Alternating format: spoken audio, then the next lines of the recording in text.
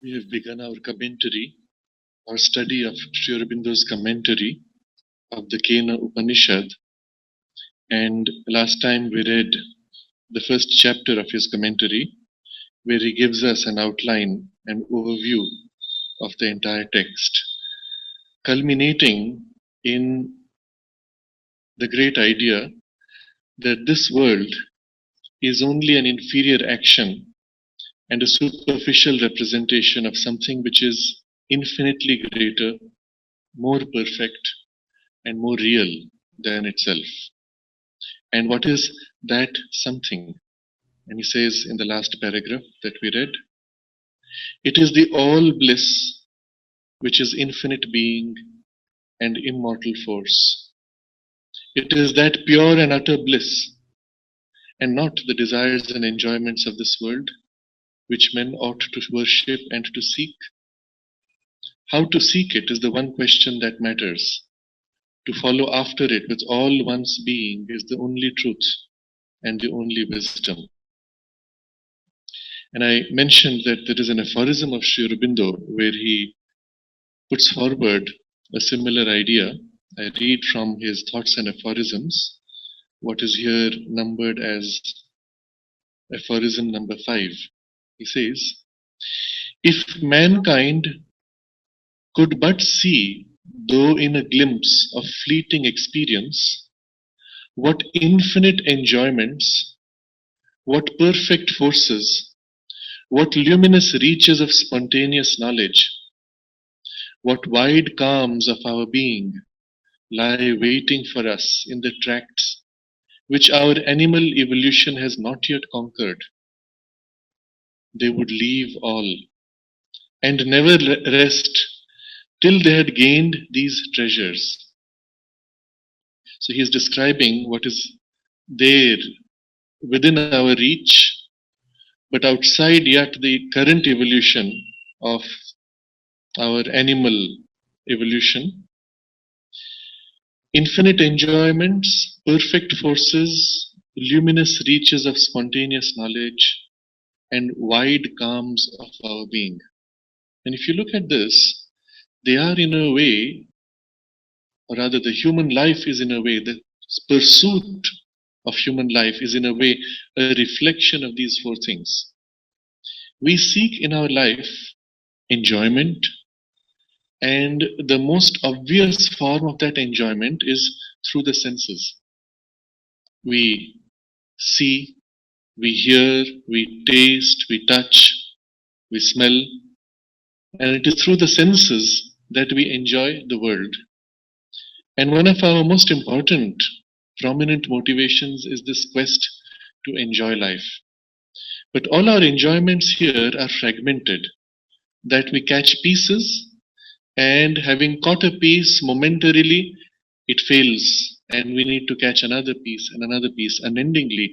Each momentary enjoyment is followed by the loss, which is more painful than what was gained. In fact, the more we gain in enjoyment, the more intense is the sense of loss immediately after. But in that consciousness, of which the world is an inferior reflection, in the Satchidananda, you have the enjoyment which is infinite. Not only it is complete, whole, and unendingly whole, infinite, but it is not fragmented. What you have always lasts. What you have is an entry point for something still greater, which is itself a starting point of something still greater. But wherever you are, nothing is ever lost. Whatever you enjoy, it never fades, it never dissipates, it never weakens. It is because it is true, it is real, it is self existent, and it is infinite.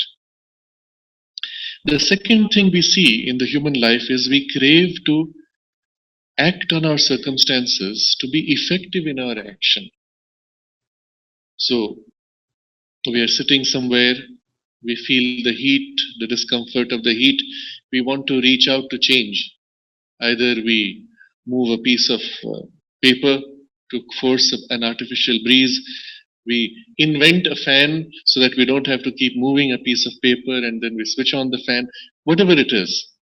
but we are acting on our circumstances to be able to enjoy better the world, to be able to express ourselves in the world, to fulfill our urge for action. But all our force is again fragmented. If we push too hard in one direction, we lose something in another direction. If we continue to push, we eventually tire, exhaust, fall back, recoil, or completely collapse from exhaustion. And so the whole action is always accompanied by its incapacity and its tiredness, inability to persist, pursue, or even make complete the action. On the other side, the action itself is ineffective to the extent that with all our best efforts we may act, but the results may not be what we desired. In the long run, especially, we find they are often the very opposite of what we have tried to do. And the harder we try, the worse the outcome tends to be when it goes against us. Sometimes it also works, mostly it doesn't in the long run. In contrast, in the consciousness of the Satchidananda, the forces are perfect. And perfection here is a multifaceted truth. Not only it does exactly what it wants as much as it wants perfectly, but also its action is comprehensive, all encompassing, influencing everything at the same time. It is not one narrow arrow which goes. And the action itself has lasting impact. What the spiritual consciousness achieves lasts, because the consciousness initiating the action is eternal, is true, self-existent. Third, we crave to know, to understand, and to continue to improve in our knowledge and understanding. And if you see the nature of modern science, which is the epitome of the human quest for knowledge, we find every few years it questions itself, revises its conclusions, and comes up often with the very opposite conclusions. The knowledge we have is constantly changing. I recently read a comparison, somewhere it was in passing in an article. Someone compared the quest of modern science with the teachings of the ancients, and particularly Buddhist teaching. And they said, oh, but modern science is always moving forward, it is always changing, it is growing. But the teaching of the Buddha, they are static, they are not changed. And the person saw this continuous struggle of science to know as something superior because it was changing, and the static character of the teaching of the Buddha is inferior because it had not changed. But the fact is, the Buddha's teaching has not changed perhaps in 2000 years, but it is as true today as it was 2000 years ago and will be as true 2000 years hence. Whereas the knowledge of science is constantly discovering that what it knew was false and now there is a greater truth.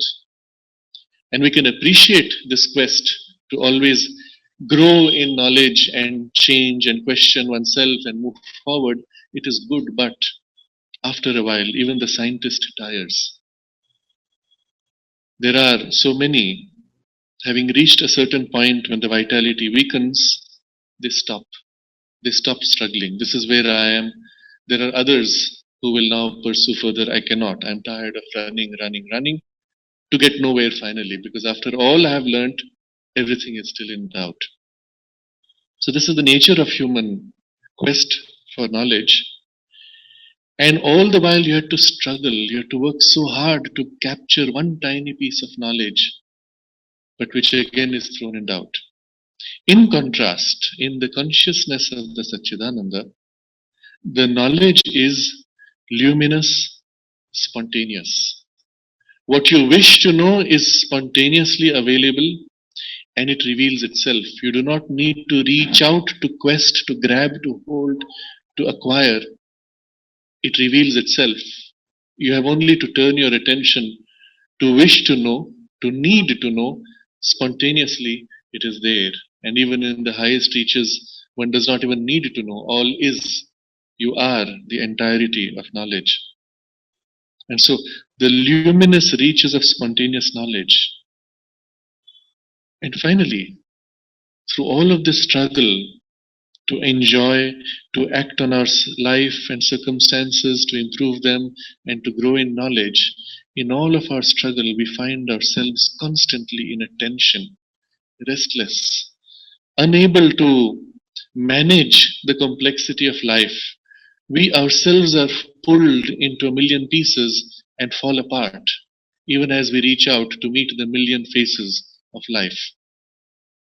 And we must stop, pull back, go into rest in order to recover ourselves, de stress, relax, and find some real peace or calm.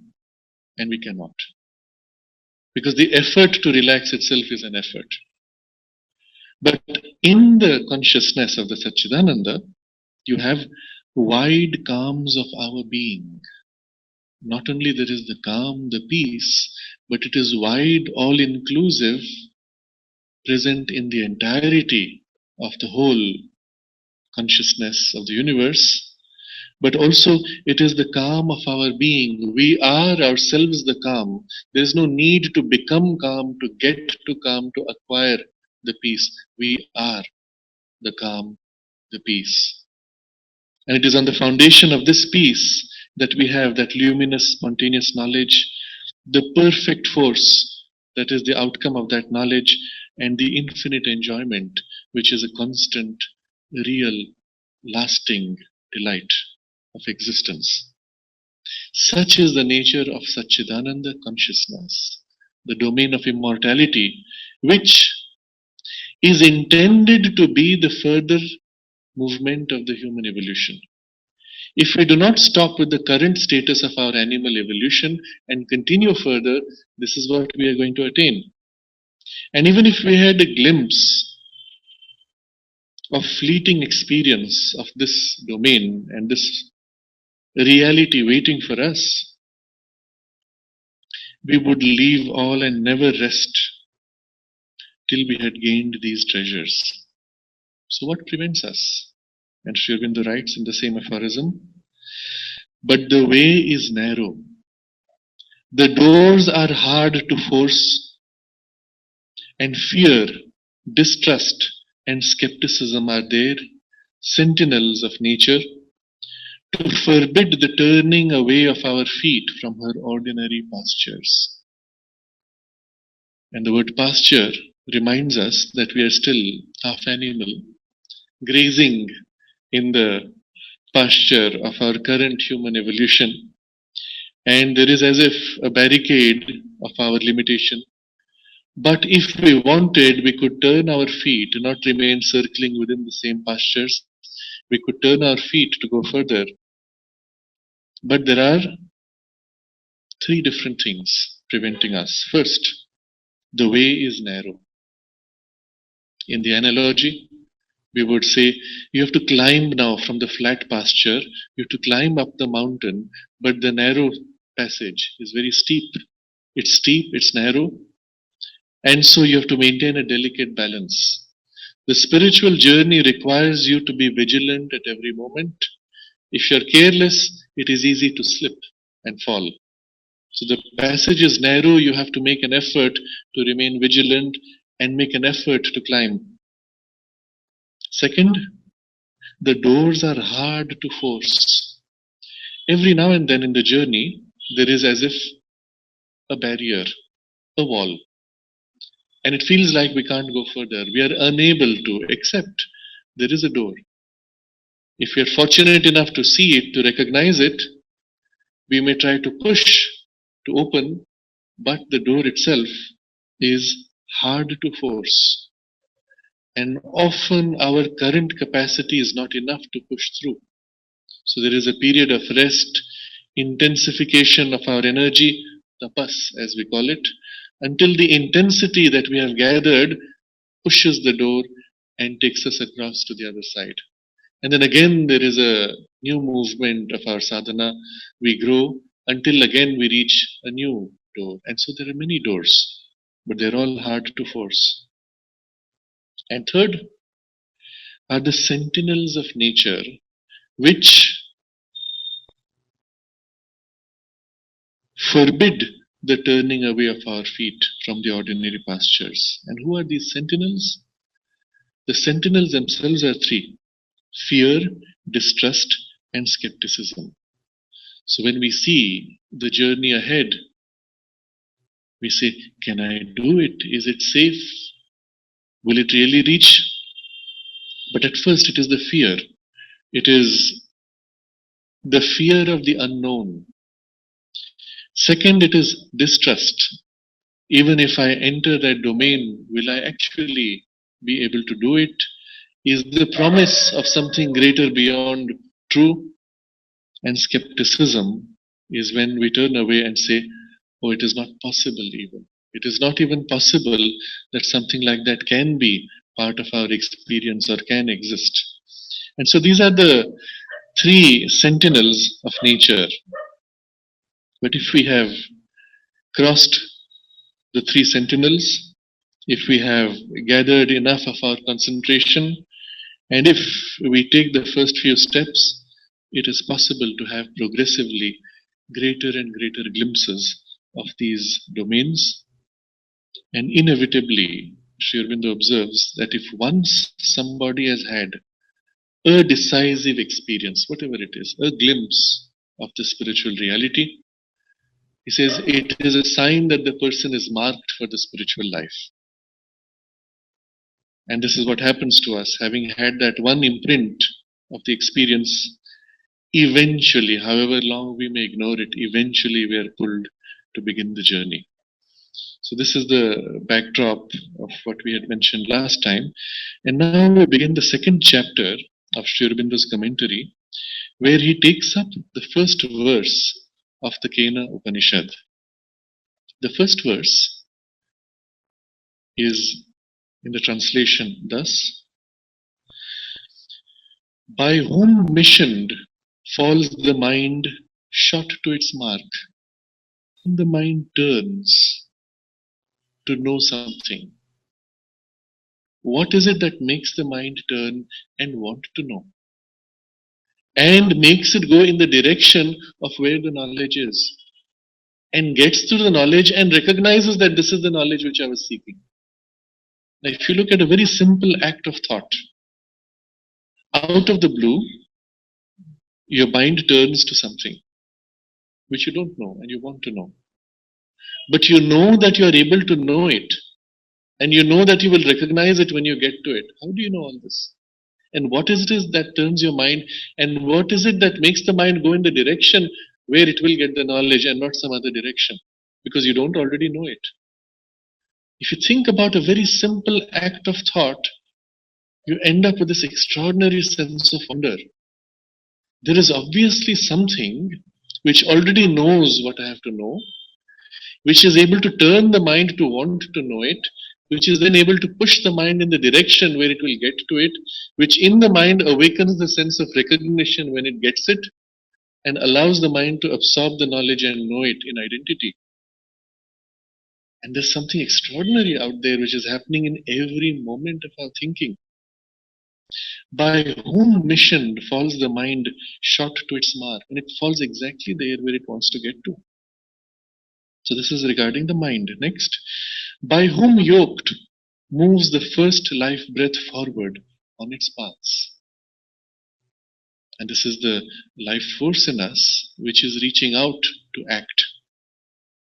And when it is reaching out to act, there is something which creates in us the need to act, pushes us, carries forward the whole action, and gets us to the result of the action.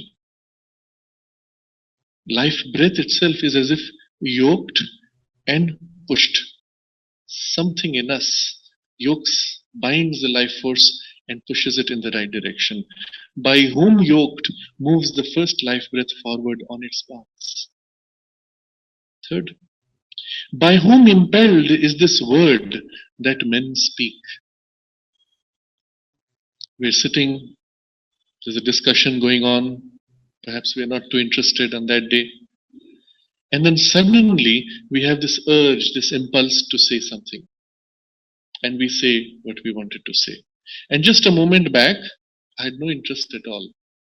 What is it that awoke in me this need to speak? And when I spoke, I did not for a moment pause to think of what I wanted to say. I was already what I wanted to say. The words formed out of that push. And the push contained within it the exact knowledge and the formulation of that knowledge in the language of that moment.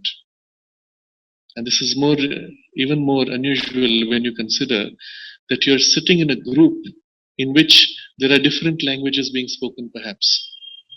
And automatically, this correct language is picked up, the arrangements of the words, and the particular thing you wanted to articulate is expressed.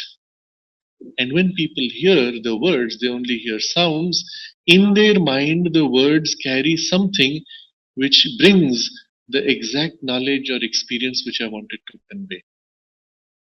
What is it that provoked this push, initiated this action, and conveyed that state of mind experience that I had into the other person's mind, using these words as a vehicle? By whom impelled is this word that men speak?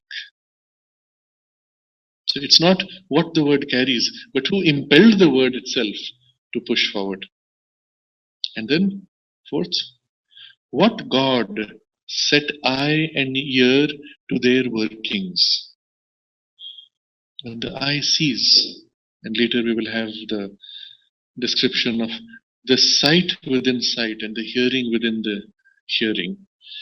But when the eye sees, there is an image, let's say a series of dots. That's what your television screen is made up of. And each of the dots is flickering. Somehow the combined set of dots creates not only an image, but in your consciousness, it creates the experience of seeing something, someone, a whole living experience. But what made the eye to reach out, to see, and to grasp, and then to be able to turn that pattern of dots into a sight experience? And the ear, similarly, it gets a vibration of air, but in and through that vibration, the ear reaches out, listens, and you're listening to an orchestra of 100 instruments, and you're able to identify one single instrument, one person out there who is playing out of that whole cluster, and pay special attention to that or to another, and so on. Or while this orchestra is playing, you hear somebody whisper behind you something, and you're able to distinguish all that and make sense of it and receive through the hearing and through the sight world experience. There's a whole thing going on there which is so extraordinary when you look at it in this sense. What sets the eye and ear to their workings? I see in this first verse, 4 questions have been raised. The first, asking what is it that drives the mind? Second, what is that drives life breath? Third, what drives speech? And fourth, the eyes and ears, senses. And we will see shortly, Sri Aurobindo explains why these 4 and how they are important. But this is the first verse. Who is doing this? What is doing this? And so the title of the second chapter is The Question, What Godhead? Because the first verse ends with Ka u devo, which God? Chakshu kshetram ka u devo yunakti. What God set eye and ear to their workings? What Godhead? And that is the question. This is the title of the chapter. The question, what Godhead? And Sri Aurobindo's commentary now elaborates on this first verse. So the background first. Why mind? Why life force, speech, and the senses? Mind is the principal agent of the lower or phenomenal consciousness. Vital force or life or the life breath Speech and the five senses of knowledge are the instruments of the mind. So straight away, we are seeing now the domain of mind, life force, senses, and then its relationship with something greater than itself. You will recall in the first chapter, the whole question was, what is that something of which this world is a superficial representation and an inferior action? And in us, subjectively, we have all these things. We have that something, we have the intermediate forces of its action, and then the physical life through which we experience the world. So this Upanishad does not bother with the physical life. It looks straight away at our powers of consciousness and their relation to the origin, and how we can get to that which we have to now realize in life, in body. So here we see, first it is the mind. It is mind which is the principal agent of the lower or phenomenal consciousness. How do we experience the world? Who experiences it? The mental awareness. If you inject the body with a chemical that makes the brain stop functioning, if you give a knock to the head, you get unconscious because the mechanism of the mind of self-awareness is shut down.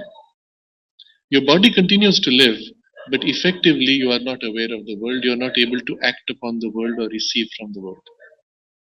You do not even know that you exist. You are not even conscious of your own awareness.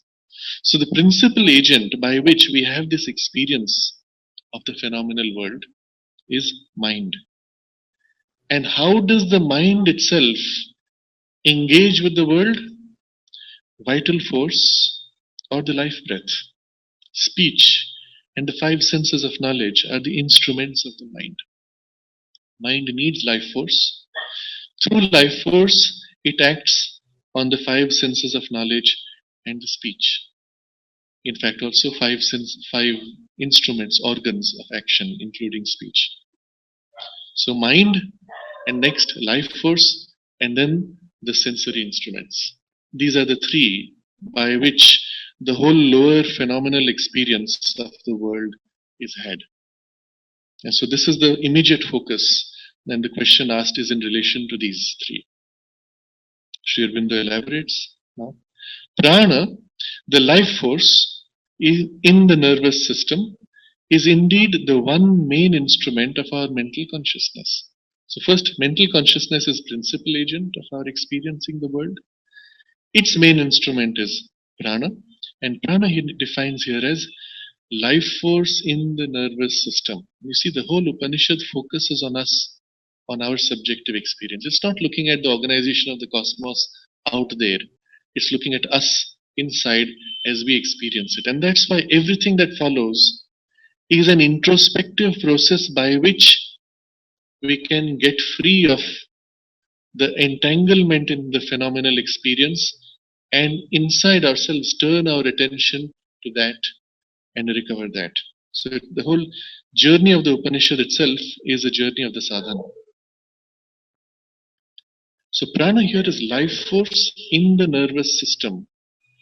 There is a life force which is out there as a cosmic universal life force, which acts on a massive scale across the worlds.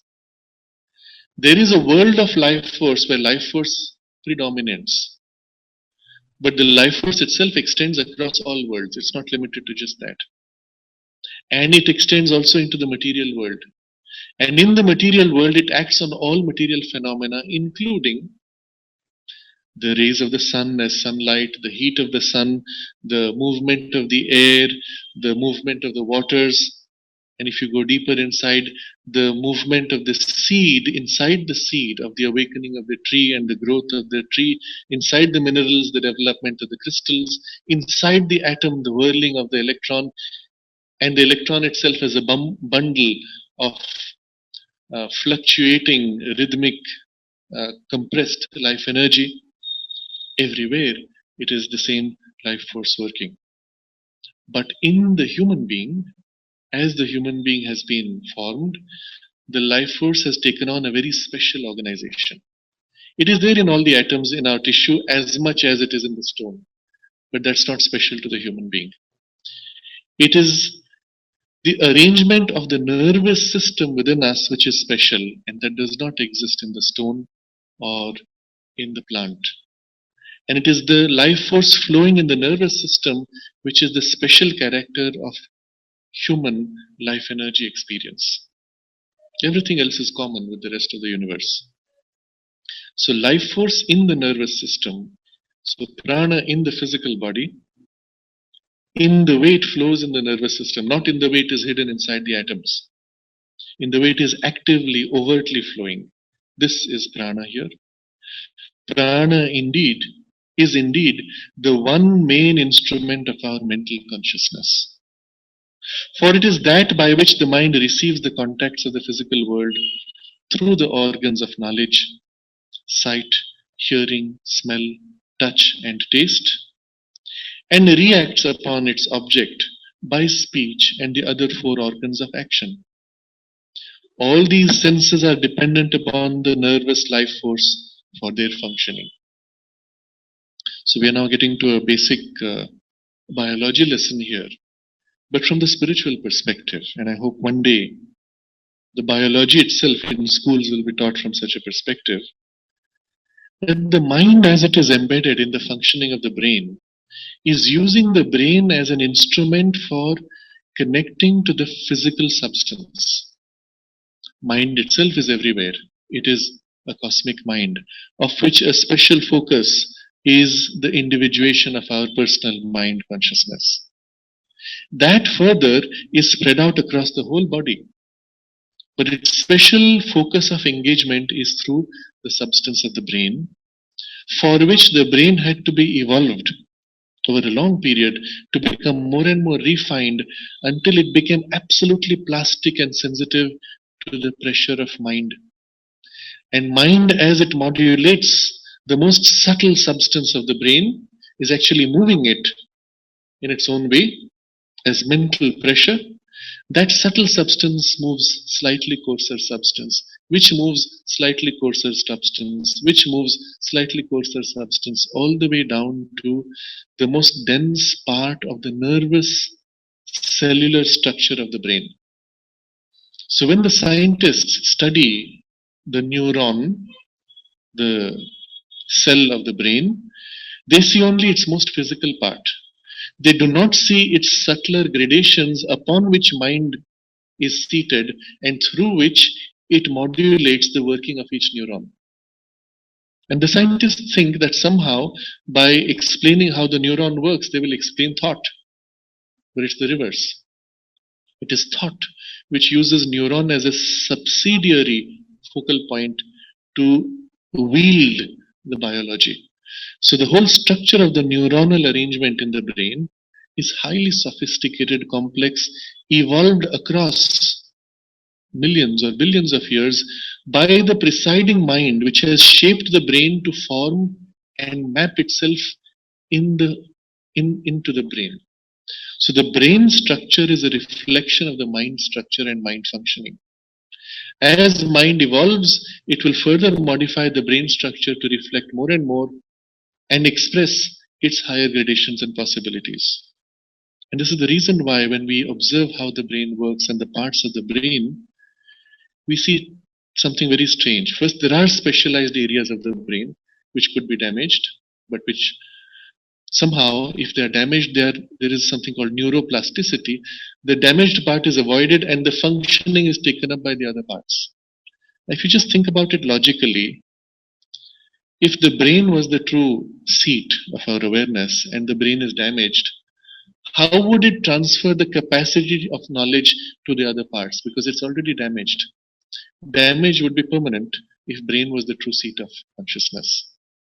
When the brain is damaged and the mind finds itself unable to act through that part of the brain, it shifts its connection to another part of the brain nearby and begins now to reorganize that part's working and express itself through them, through those new cells. So neuroplasticity itself is evidence that consciousness is not a product of brain, but uses brain for its functioning. The second thing we notice in the brain's functioning is that the brain works as a whole. although there are specialized parts, when they act across the brain structure, different specialized parts get into action simultaneously for a specific outcome. It means the consciousness extends across the whole brain.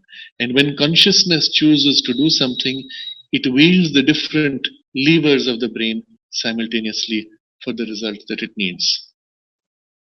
After all this discussion, we have only said the brain is the principal focal point for the mind to connect to the body, but it's not the only focal point. The brain itself biologically extends down through the spine and across the whole body in what we call the nervous system. There is even a very large gathering of nerves in the stomach region around the intestines. It is often referred to as the second brain. So rich is that space where we have the subconscious gut feeling and knowledge instinctive rather than intuitive. But all across the body, wherever the nervous system is, it is finally an extension of these same brain cells, and the mind connects across the body everywhere equally, not for the equal function, but equally for sensation and awareness and control. But brain primarily as the seat for holding self-awareness and as a central poise from which to act on the rest of the body. So therefore it is possible for the hand to act independent of the brain. As you teach the hand a skill to play a certain musical instrument, the nervous system part of the hand directly connects with the mind awareness which is engaged with that part of the hand. And so when mind wants to play the musical instrument, the brain center is focused on the integrative experience while the hand spontaneously seems to play, directly controlled by the mind for the specific form of the action, without needing the brain to send out and minutely control all the details. Effectively, what this means, and we have a very interesting observation of the mother on this matter, when the hand is made extremely conscious, and especially when that consciousness has been connected with a higher truth, a deeper spiritual principle or a psychic vibration and purpose, then that imprint of consciousness of the hands remains. And she says some of the great musicians still have the imprint of their hands in the universal consciousness, and it is possible to receive that imprint and play like them or as if inspired by their hands. I think she mentioned specifically the name of Mozart in this matter. But what that suggests is any part of our consciousness, of the mind consciousness as it connects to the biology, any part of and that functioning relating to that part, when it is sufficiently developed, can remain as an independent bundle of consciousness in the larger universal being, from which we can receive and directly imprint that capacity.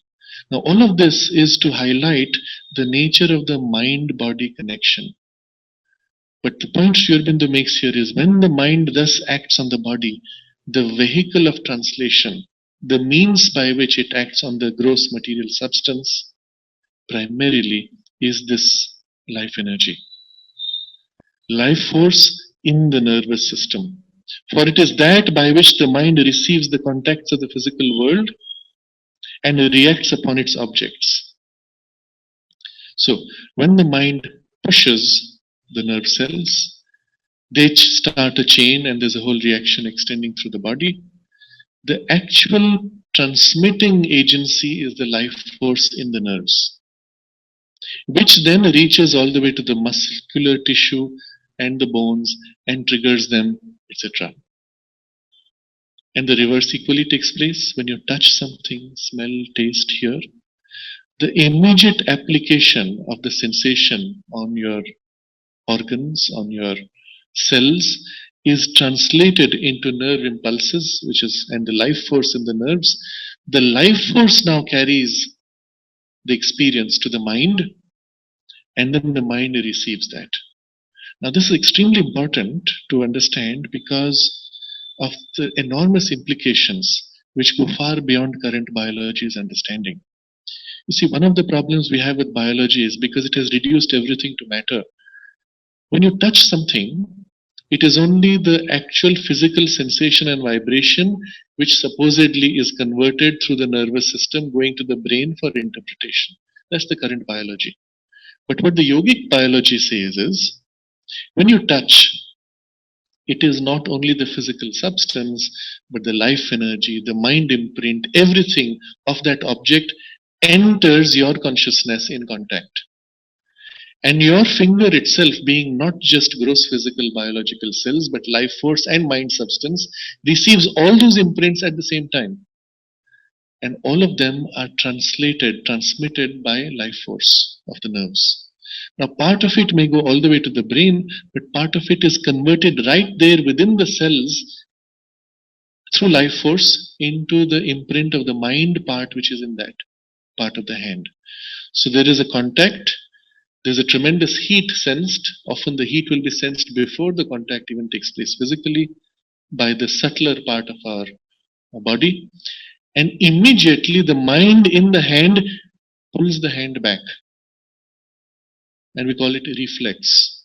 There was not enough time for the signal to go to the brain and for the brain to process and send back. Even the heat had not been felt. The hand was not even burnt. Before it could be burnt, the response already took place and the action was made.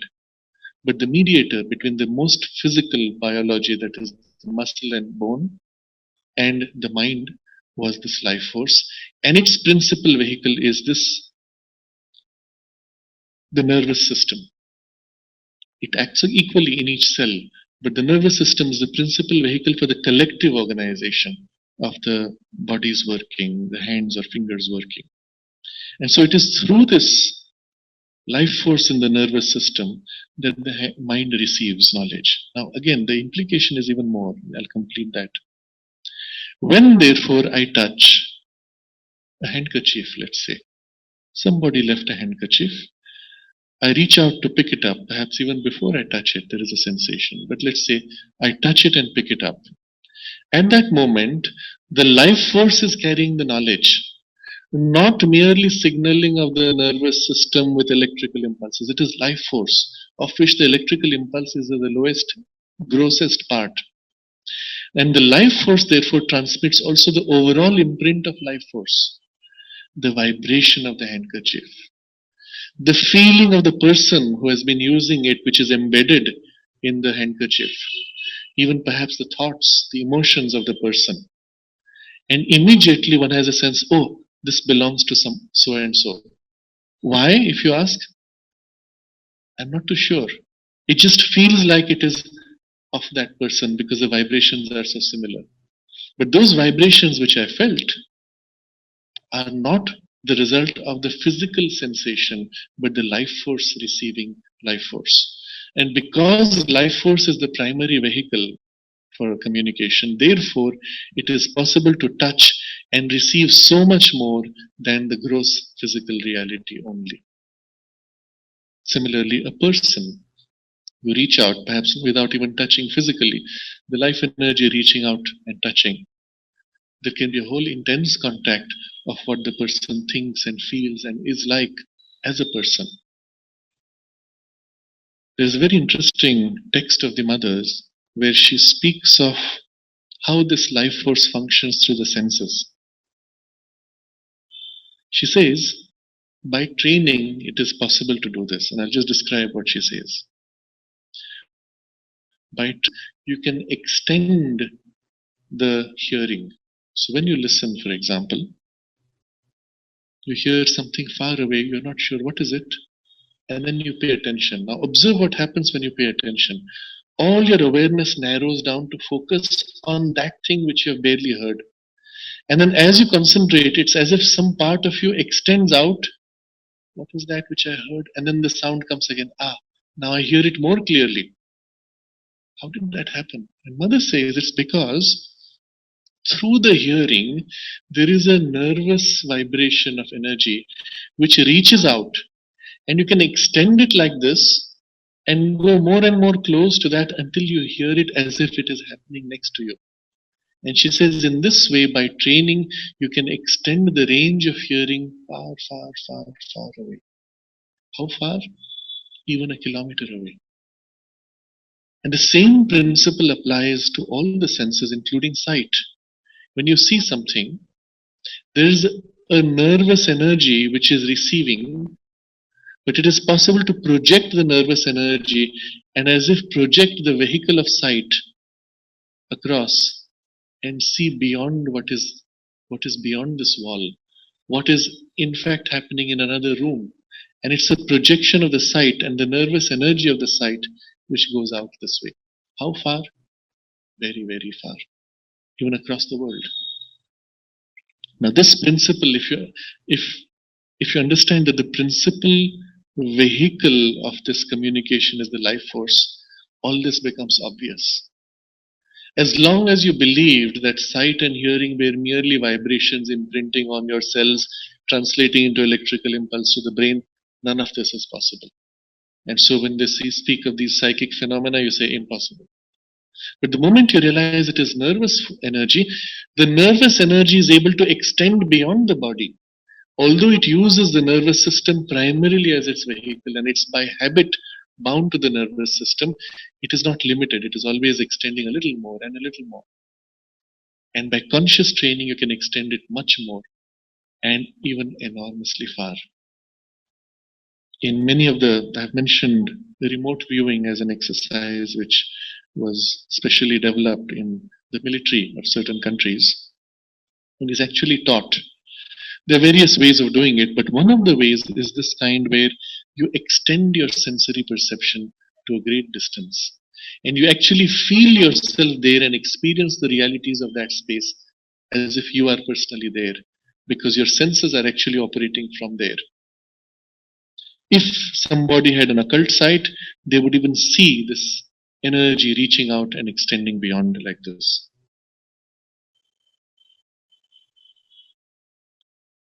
So, prana, the life force in the nervous system, is indeed the one main instrument of our mental consciousness. Mental consciousness could not act into the material body and through the physical senses without life force.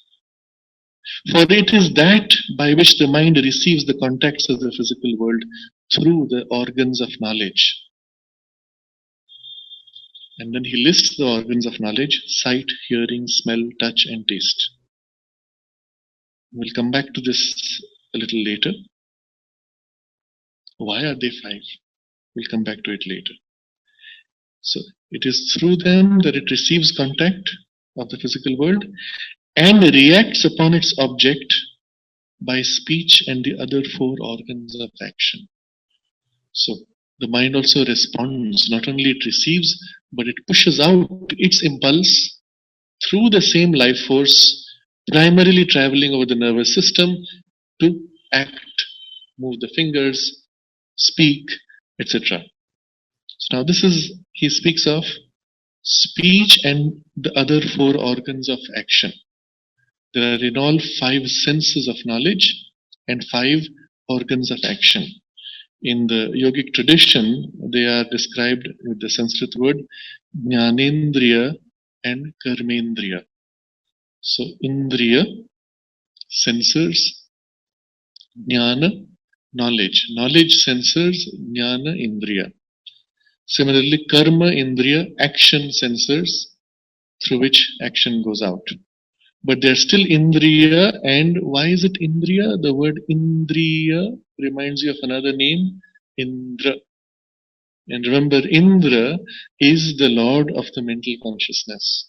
So these are the Indriyas, vehicles of Indra, vehicles of mind through which mind can reach out to act on or receive from knowledge of the world. So the words themselves are very revelatory in the yogic system. So through life force, you receive fivefold knowledge of the world and have fivefold action. Fivefold action, first we look at. Let's step back for a moment and look at the big picture. Who is doing all this? Let's skip the text. Who's doing all this? Who are you truly? And we say, yes, we are essentially divine consciousness, soul. Okay. So I, as divine soul consciousness, am trying to engage with the physical world, but my soul consciousness is not material. So how do I engage with the physical world? Well, I need a vehicle of the physical substance to engage with the physical world. But the vehicle itself has to be driven by something which I can control, which is non-physical, and the mind and the life energies are intermediaries for the physical vehicle. So if you now observe me as soul and the physical world, and through the instrumentation of my mind, life, biology, what are all the things I can do as action? Broad categories. Yes, I can wrinkle my nose, I can wiggle my ears perhaps, but those are secondary. What is it that I can do primarily? Speech. And speech is not merely producing sound from the mind, it is throwing out an intention, an energy, a force through the sounds. Okay? So we look at speech as the creative power of speech. Second, I can reach out, grab, mold, manipulate. Manipulate with the hands. I mold, shape. So the hands represent the organ of action to change material circumstances skillfully in detail. And there are two, again symbolic. Third, I can move around in the world. I can change my relative position. Feet, legs. I walk around to reposition myself in the physical universe. Fourth, I am able to project an energy to procreate, create another person, another representation of myself, duplicate myself into the world. And finally, fifth, I am able to excrete, throw out what is waste in the world. This is a general term. We would include with it absorption and rejection of different materials taken in, but the excretory organ here. So broadly, the five organs of action are speech, hands, legs, reproductive organ, and excretory organ. And you'll see there's nothing else finally. All others are only variations of this or combinations of these. Even if you wrinkle your nose, it's really an expression of the same power which we call speech. It's expressing yourself, projecting an intention for a purpose, communicating in a certain way. So if you look at this, communication, manipulation, locomotion, reproduction, and excretion. These are the primary five instruments. Karmendriya. On the other side, we have five instruments of knowledge. When something happens in the world, we receive the experience in a fivefold manner. And he lists here the five senses: sight, hearing, smell, touch, and taste. And in the sequence of priority of our experience, first, most important is our sight. Second, hearing.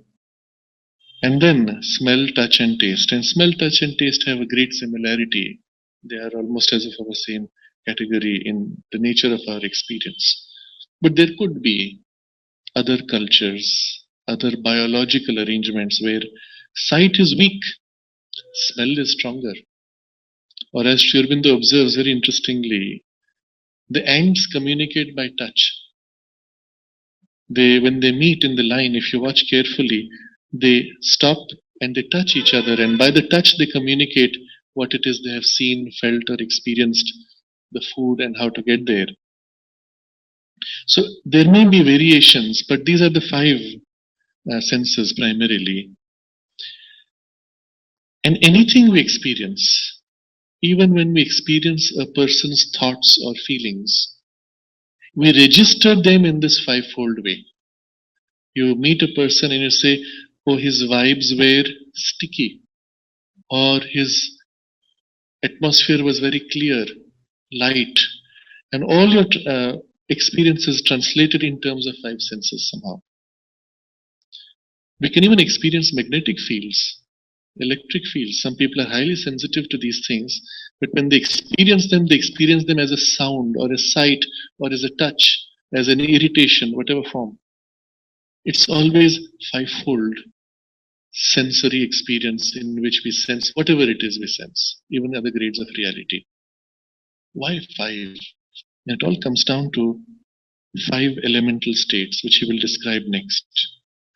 Because there are five conditions of material substance, elemental states as we call them, corresponding to each of these conditions is a unique perception of substance.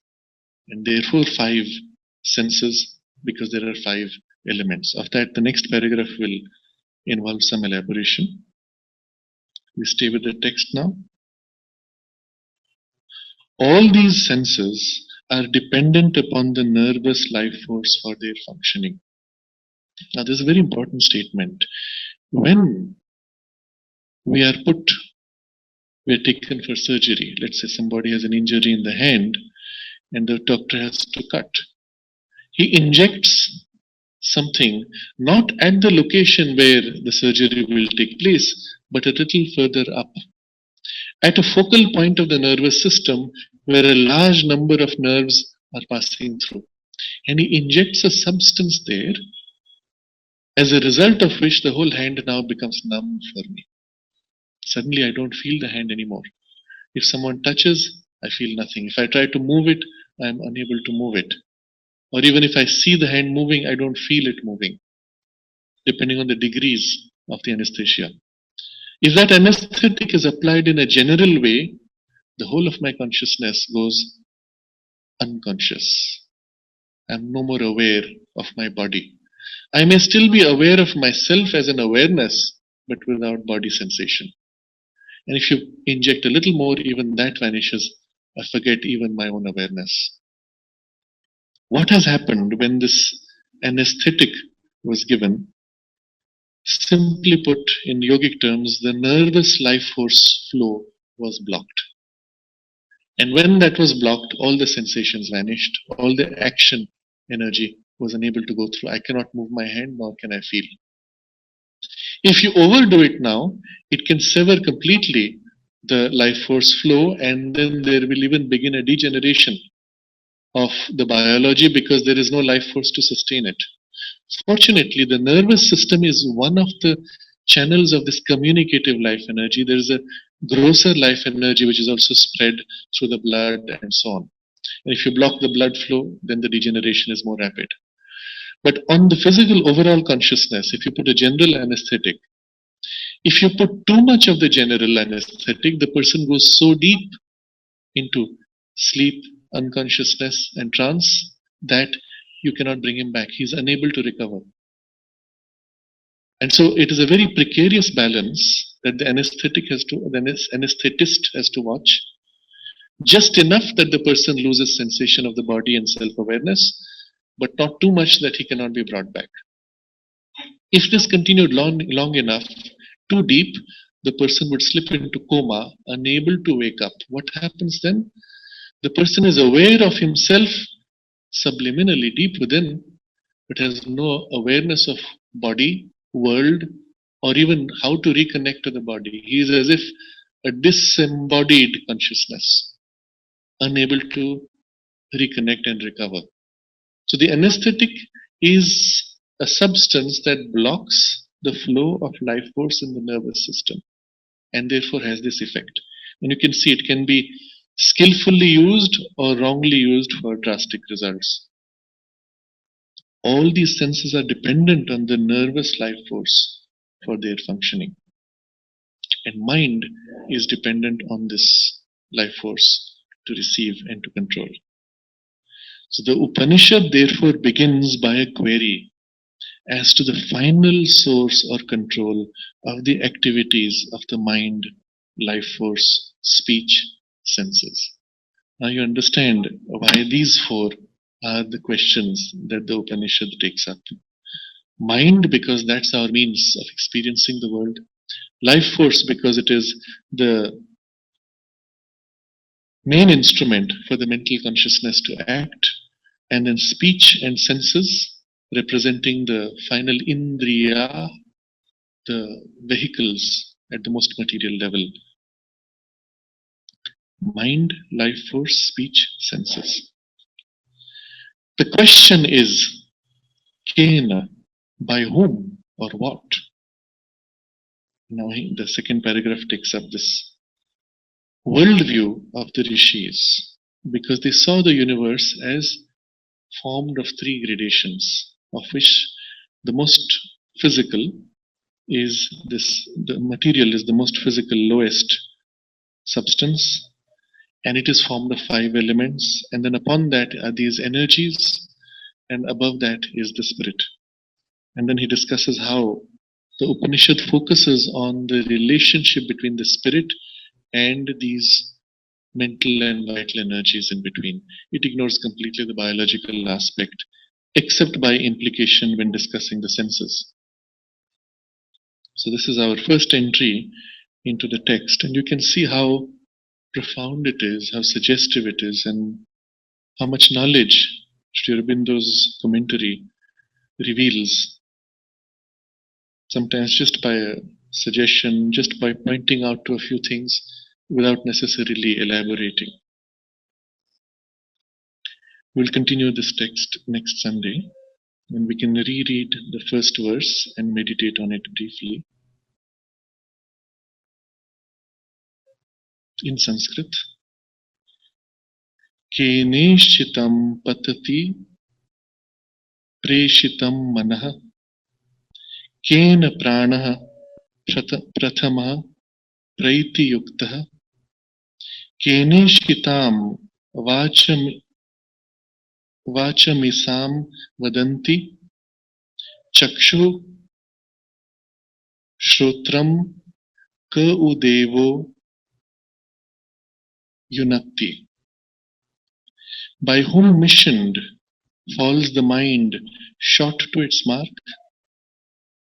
By whom yoked moves the first life breath forward on its paths?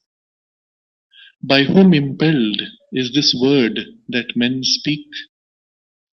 What god set eye and ear to their workings?